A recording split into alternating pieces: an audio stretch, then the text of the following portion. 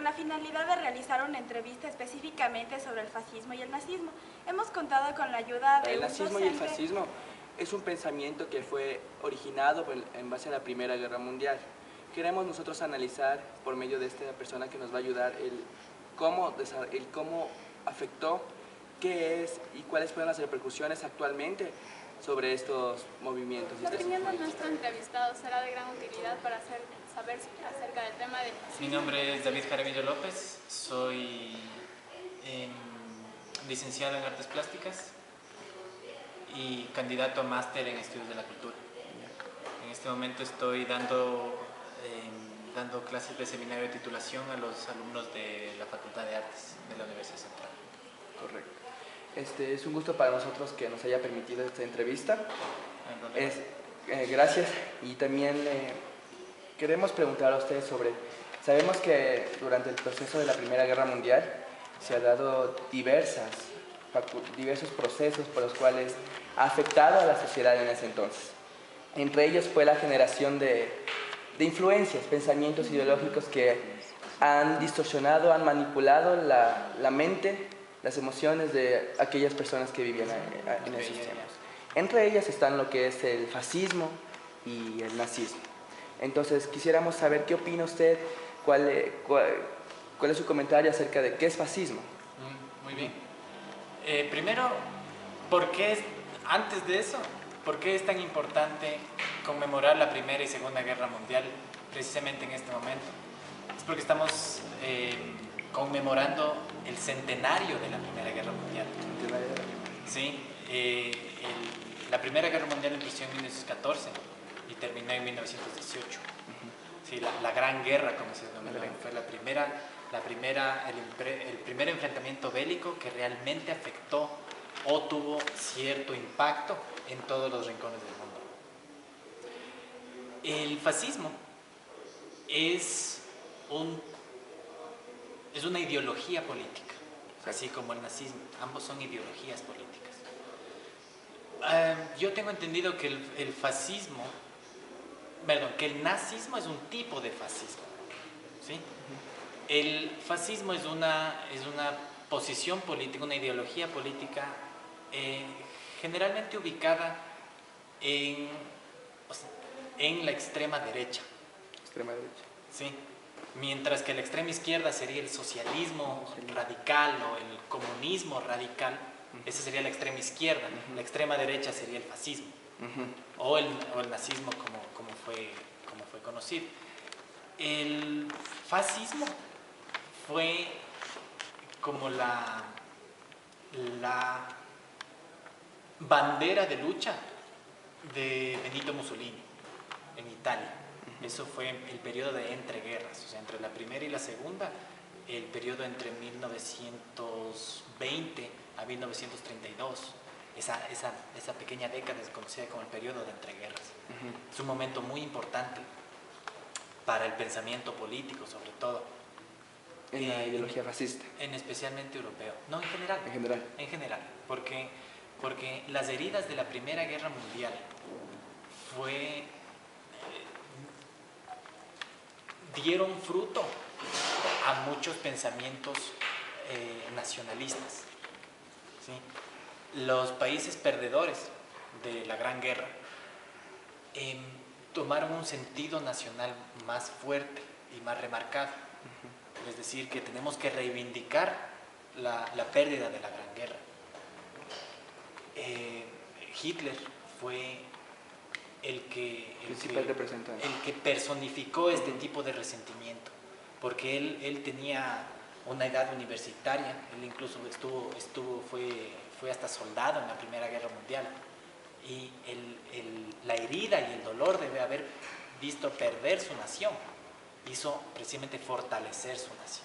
Entonces, el fascismo es esta idea de un nacionalismo exacerbado que pretende poner el poder en el pueblo sin que caiga en un socialismo. ¿Sí? Correcto. Entonces es un movimiento de derecha porque es religioso, plantea una economía de mercado, una economía de industria, una economía de transmisión de riqueza liberal, pero está en contra de las riquezas en pocas manos, o sea, de las riquezas en clases élites, en clases aristocráticas, pero se mantienen Dictaduras de de derecha. élite. Sí, Sí, más o menos. sí. Entonces, están opuestos al comunismo, eso está claro, o sea, esos no están en contra de la revolución bolchevique y de todas las repercusiones de las políticas ideológicas bajo la bandera marxista. Pero toman de eso la importancia de que el poder y el control de las relaciones económicas tiene que estar en lo social, es decir, en el pueblo trabajador, en la clase trabajadora. Entonces, el fascismo se vincula con la clase trabajadora, o sea, se autodefine como una clase trabajadora en la autoridad política.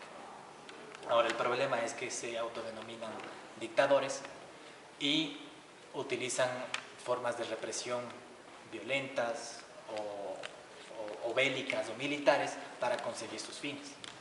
Entonces, es el problema de llegar a una radicalidad. O sea, como idea, como pensamiento, todas las ideologías políticas son valiosas porque se basan en cosas muy interesantes. Cuando se lleva a la radicalidad y a la violencia y ejercer su modelo de pensamiento y su modelo político por medio de la fuerza y de la represión, eso es lo malo. O sea, ahí es cuando ya cae en situaciones radicales que justifican los fines por medio de cualquier medio, o sea, de una manera muy maquiavélica de las cosas. El nazismo es la ideología política del partido político de Adolfo Hitler, que se llamaba el nacionalsocialismo. En alemán es el Nationalsozialistische, el partido NAZI. Por eso viene el Nacionalsocialismo nazi. internacional, el nazi, El nazi. el partido político nazi, que el cual Adolfo Hitler era el líder. Dictador. El nazismo es la forma más radical que ha conocido la historia de un fascismo, que es decir, una dictadura autoritaria de derecha que trató de imponer sus ideologías políticas y su manera de gobierno por medio de la violencia, de la fuerza, de la represión bélica y del poder militar. Correcto. Estamos viendo de que ambas son corrientes que han afectado, ¿no es cierto? Como mencionaba usted, que de una forma maquiavélica, tanto fascismo como o sea, el nazismo. el fin justifica los medios. El fin justifica los medios, correcto. Y de esta forma, o sea, por base a estas corrientes, pensamientos ideológicos políticos, correcto, se ha dado ¿qué repercusiones, o sea, qué efectos secundarios tuvieron estos 40 millones de muertes como uno de los efectos directos. O sea, la Primera Guerra Mundial, recién estaba viendo estadísticas, porque estamos conmemorando los 100 años, cerca de 8 millones de muertes. Y la segunda es casi 45.000 muertos. 45 millones de muertos en la Segunda Guerra Mundial. Esa es una de las repercusiones más fuertes. En ese entonces. O sea, en ese entonces. Y viéndole desde una perspectiva actual, ¿cómo eso ha afectado en esta actualidad a la población europea? Porque sabemos que la Primera Guerra Mundial sucedió contra Gran Bretaña, Alemania, también Bélgica, si no me equivoco, Francia, estuvieron ahí. ¿Qué piensa usted acerca de la actualidad? Hay que subdividir la Europa en dos. O sea, realmente hay que pensarle a una Europa previo a la Guerra Mundial. preguerra mundial y una Europa posguerra mundial. Son dos conceptos completamente distintos. La época de preguerra mundial es un proceso muy nacionalista. Todos los estados-nación, que en ese tiempo eran muy jóvenes, para una nación, el estar 100 años, 70 años, es una nación joven, Claro. tremendamente joven. Recién estructurando. Recién estructurando, si ellos estaban en la transición entre una monarquía y un estado-nación, Una monarquía absolutista. claro, una monarquía a través de un rey, Ajá. como quiera que le llames, ¿no? Rey, Kaiser, zar, como quiera que le llames, emperador, lo que quiera, a una democracia estilo social, con un sistema de gobierno de autoridad rotativa, presidencial. Entonces, ellos todavía estaban nuevos en esa transición, ¿sí? Entre tener un rey de por vida a tener esta transición cíclica de autoridad. El fascismo, el nazismo y la manera en cómo proliferaron los dictadores en esa época da cuenta de cómo no estaban preparados para ese momento cíclico. ¿Sí?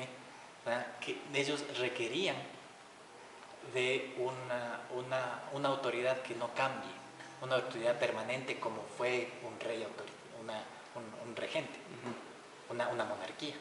Entonces, en esa transición aparecen todas estas ideologías. El problema es que muchos de estos líderes salen de los sitios más inesperados.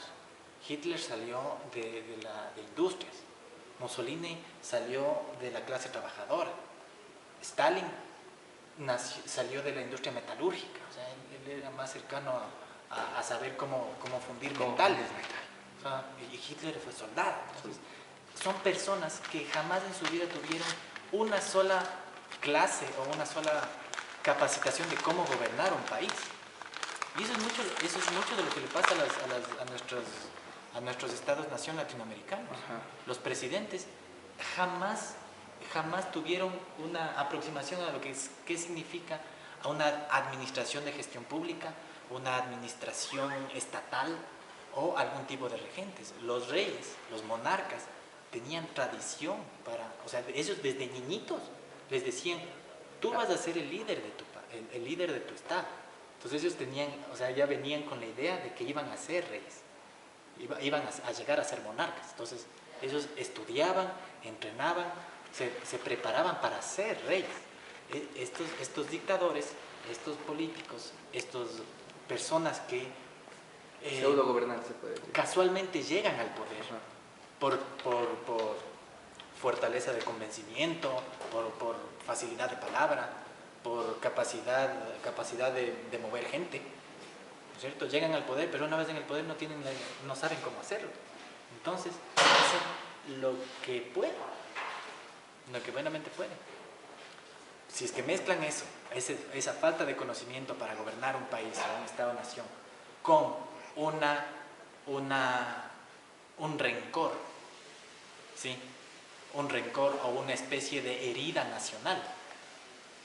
Mezclas de esas cosas, tienes un dictador nacionalista, como fue Mussolini, como fue Hitler, que sin saber cómo gobernar, abogan a la emotividad de las personas, convencen a un gran grupo de personas que hay un enemigo al cual hay que enfrentar. Y tenemos la fortaleza militar, bélica y de forma de ser, de pensamiento, lo que quieran, para ganarle al otro. Entonces se convierte en una rivalidad entre estados-nación. O sea, ahí es el poder de convencimiento de ese tipo de ideologías, de incitar a la población por medio de lo que le produce mayor sentido de pertenencia. Por beneficio propio de estos representantes, puede decirse. Generalmente es por beneficio del partido. Sí. Muchas veces no actúan solo bajo sus propios intereses individuales, sino que tienen una idea a futuro de lo que va a pasar Ya, Hitler tenía una idea de Alemania, tenía el Tercer Reich, ¿sí? El tercer reino de Alemania, tenía como ese fin, esa mentalidad. Mussolini tenía la idea de una Italia fuerte, unida y poderosa. ¿Sí? Franco tenía una idea de una España unificada bajo un solo idioma, una sola idea. Y es el surgimiento de esos nuevos dictadores que tienen una idea de que su Estado-nación va a ser el mejor, va a ser el primero en el mundo, va a dominar la economía mundial de los demás. Para concluir la entrevista, ¿usted considera que actualmente existe nazismo, existe fascismo en la actualidad? En pocas palabras. Existen remitentes, existen secuelas. Por ejemplo, Cuba. Cuba es un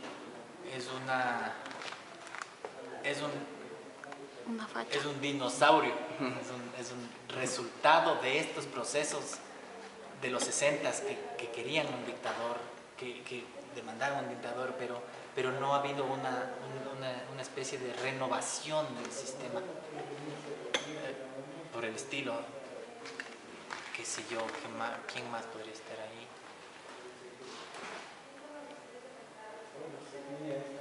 Un poco China. China es un fascismo bastante disimulado, porque ahí lo que existe no es un solo líder, sino un solo partido. Y no puede haber debate si es que hay un solo partido. Ahora,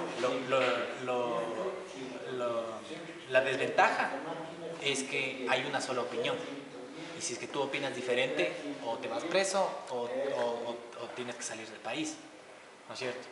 Pero la ventaja es que como no hay debate y discusión en un congreso o en una asamblea, porque no hay partidos opositores, hay uno solo, las ideas y las planificaciones del Estado pasan directo. Es decir, sin filtros, no hay intermediarios, no hay debate, no hay discusión. Y eso le ha llevado a China a ser la potencia económica del mundo, ¿no? Es potencia número uno, es porque las cosas se hacen, porque se hacen. Y si es que alguien discute, hasta luego nomás. O sea, o trabajan, porque el gobierno y el partido es unipartidaria. La China tienen una planificación establecida, es decir, nosotros, eso dijeron en los años 70, nosotros en 40 años vamos a ser los líderes económicos del mundo. Si es que hacen todo lo que nosotros planificamos y si lo siguen a cabalidad, llegaremos a nuestra meta. Tienen ya marcado. Tienen un marcado, un lineamiento político y un sendero claro, un camino económico, político, social, de administración pública, de todo, hacia un fin. Ellos se plantearon, nosotros vamos a ser la potencia económica del mundo en 30 años. Y así fue. Llegaron. Así es. Llegaron. Un crecimiento económico de doble dígito durante una década. Sostener ese crecimiento es porque no había ese debate de los congresos, de peleas entre un partido contra otro. O sea, estaban unidos, son uno solo y de esa manera es que han progresado y han conseguido lo que han querido. Sí, pero ¿bajo qué circunstancias? Porque también hay circunstancias, ¿no? Hay prohibiciones urbanas. China es el país con mayor contaminación mundial, es el país con trabajo infantil, con los peores salarios del mundo, una sobrepoblación tremenda. O sea, Tiene sus consecuencias. ¿con qué consecuencias? Te pones marcado un fin y no importan los medios, ¿me entiendes? Entonces, ahorita la China lo que hace es está comprándose el mundo para sostener su sistema económico tremendamente acelerado. Porque el momento en que ellos desaceleran empieza una recesión económica. Y eso hace que bajen del número 1 otra vez. Por eso se están comprando Latinoamérica. Y los gringos, Estados Unidos, es el mayor deudor de los chinos. Porque China tiene la plata. Entonces, ese es el tipo de cosas, ¿no? Por ahí es la cosa. Cuando hay un solo partido. En conclusión, lo que pudimos entender es que todavía hay esas secuelas, esos fascismos, nazismos disimulados que han... Sí, ya no hay cómo ser tan explícitos como fueron en la primera mitad del siglo, porque existen derechos humanos. La consecuencia, si se puede llamar beneficiosa, de la Segunda Guerra Mundial, después de haber matado a tanta gente, después del holocausto contra los judíos, de la persecución contra los homosexuales, contra los negros, contra cualquier persona que no siga los conceptos de estos nacionalismos radicales. No piense de la misma manera. O que no piense de la misma manera, lo único beneficioso que se pudo haber sacado es la Carta de los Derechos Humanos y de un organismo transnacional o supranacional, como es la Organización de Naciones Unidas, la ONU. Es que eres un país, eso no había antes o sea, el fascismo y el nazismo llegó a eso porque no había una instancia supranacional.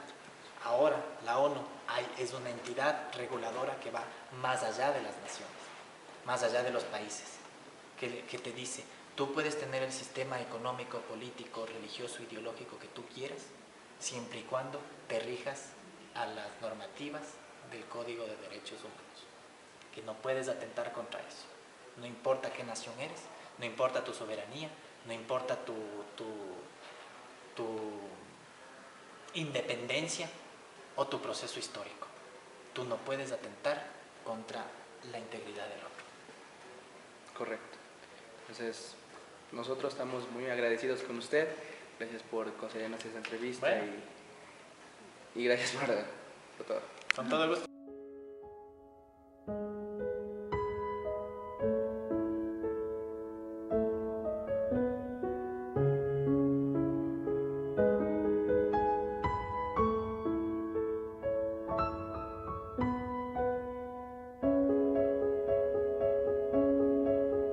Como ayer te busqué en el doble techo de